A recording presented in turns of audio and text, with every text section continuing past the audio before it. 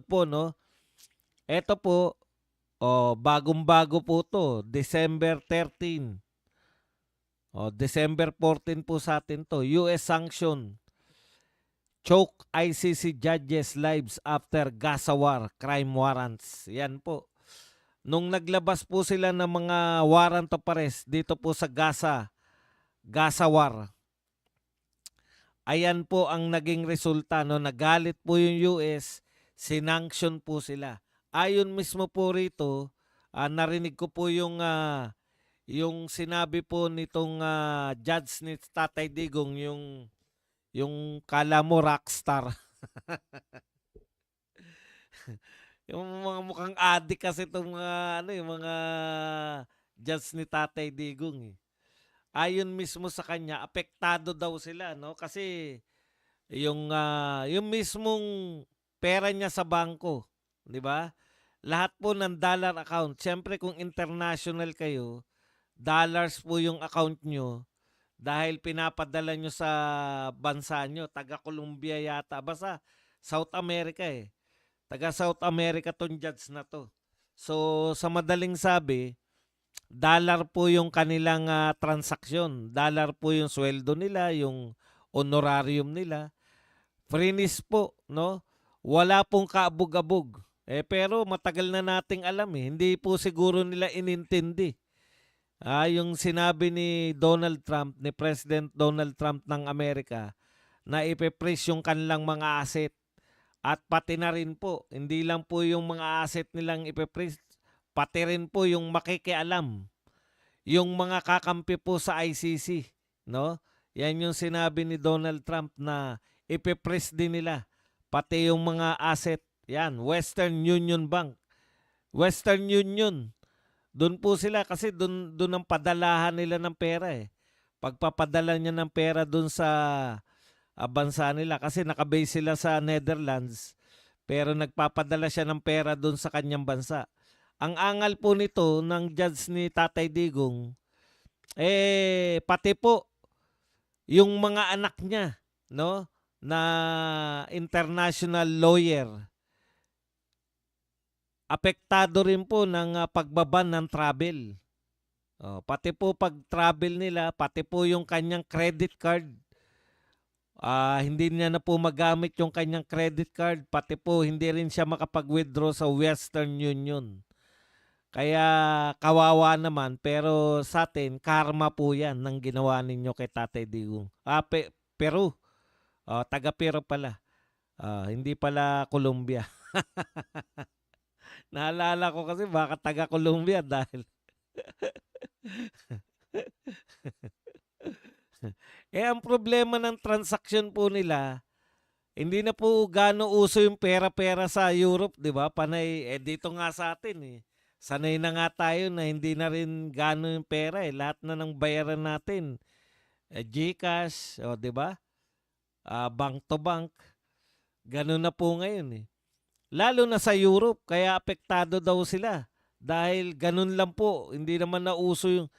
Sabi niya nga nung una, hindi raw nila iniintindi yung sanction ng US dahil nakabase naman sila sa Europe, no?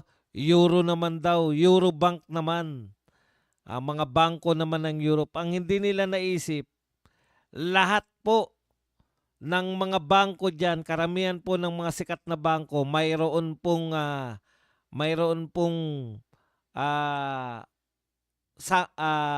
transaction with United States, no? So ang pahayag po ni Donald Trump, lahat lahat ng may transaction sa United States, kinakailangan sumunod kayo. So hindi lang po yung mga bangko ng Amerika yung sumusunod. Hindi lang po yung American based na mga financial institution yung magpe-freeze ng asset nila. Pati po yung mga European banks na mayroon pong transaksyon sa Amerika, prenis po yung kanilang mga asset. So wala pong ma-withdraw, wala pong, pati po freeze din po, pati yung kanilang mga credit card.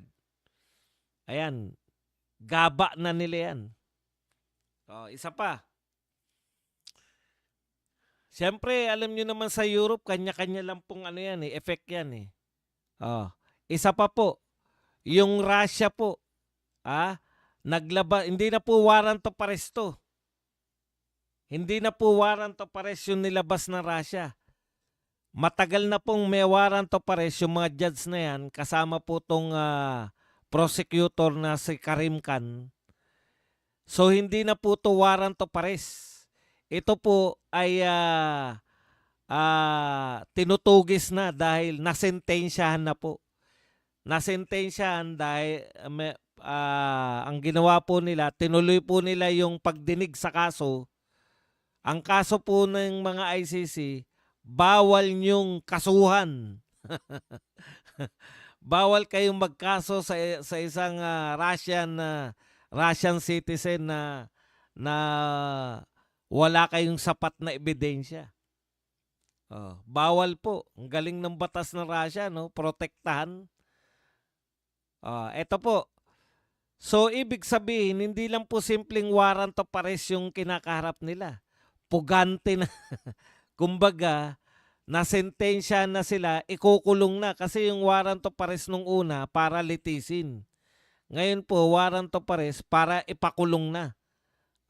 Syempre, alam nyo naman po, mahirap po yan pag wala nahuli yung Russia. Sasabihin, parang ICC lang yan magiging tingin sa Russia na hindi totoo. Di ba? Hindi totoo yung kanyang sentensya. Hindi siya, babaliwalain na siya. Kaya ako nakakatiyak ako na gagawa ng paraan yung Russia para mahuli tong mga prosecutor tsaka mga judges ng ICC. Ngayon, dagdag pa yung isa pong kinikilalang power diyan sa Europe. Isa po sa pinakamayamang bansa diyan sa Europe, yung UK.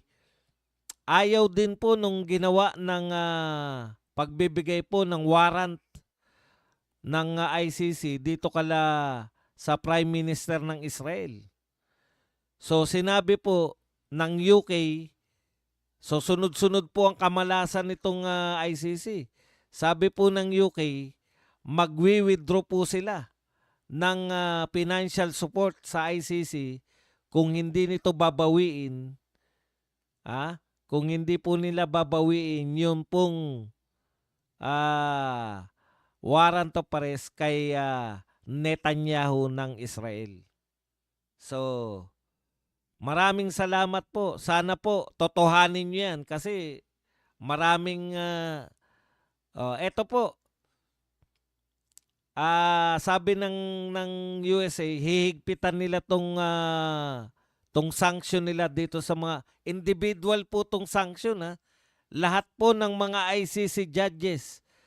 Hindi lang po yung presidente, lahat po ng judge, lahat po ng prosecutor, pati po lahat ng tauhan. Ito nga, sabi nitong judge ni Tatay Digong, pati raw yung mga anak niya, hindi na raw nakakapag-travel ngayon. Hindi po sila makakapag-travel papunta ng USA.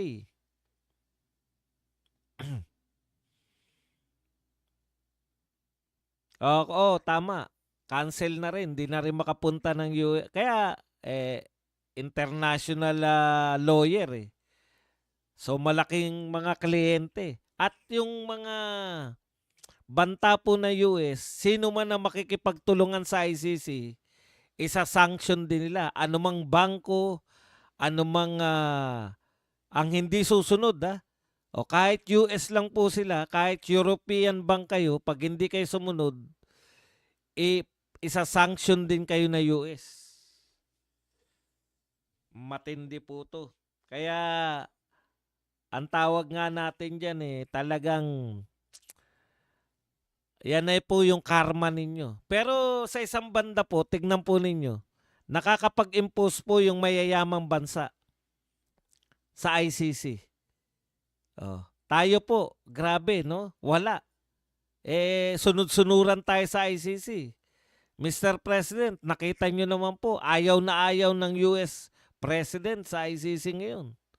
Pero tayo, patuloy tayo na patuloy po tayo na sumusunod kahit hindi tayo miyembro ha. O, tayo lang po ang non-member state na sumusunod sa utos.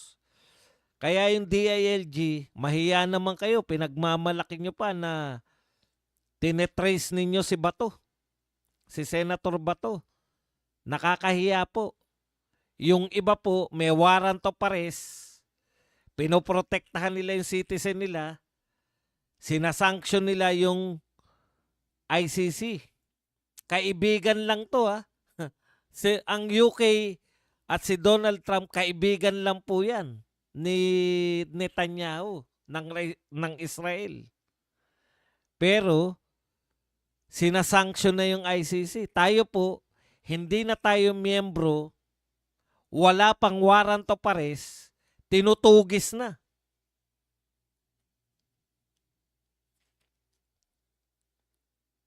Di ba? Sila po, hanggat maaari, poprotektahan nila. Imagine niyo, dahil nagbigay kayo ng warrant of arrest kay Putin, kinasuhan kayo ng Russia, at ngayon sentensyado kayo. Mula 3 taon hanggang 15 taon na pagkakabilanggo ang sentensya ng mga yan.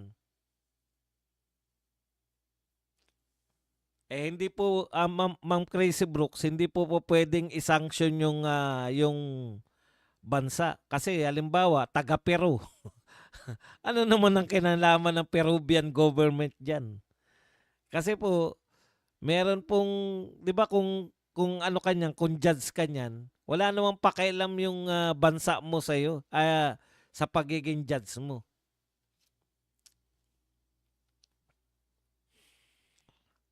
Biruin nyo si Bato. Pati yung tibok ng puso ni Bato, alam na nila ngayon kung nasan. Ay nakakahiya po. No? Pero si Saldico, hindi nila matukoy kung nasaan. Si Martin Romualdez, wala pa rin kaso hanggang ngayon. Nakakahiya po. Okay, segue po tayo rito. Ano pa ba? So, anong mangyayari kaya kung mahuli?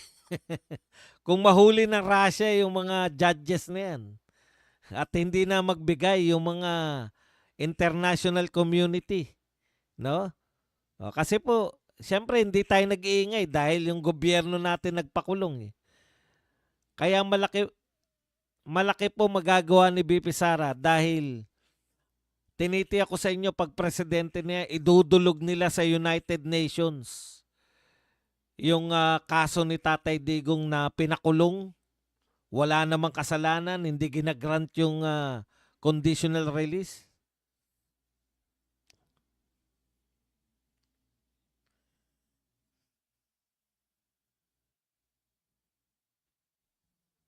Opo, hindi po bansa ang ano. Okay.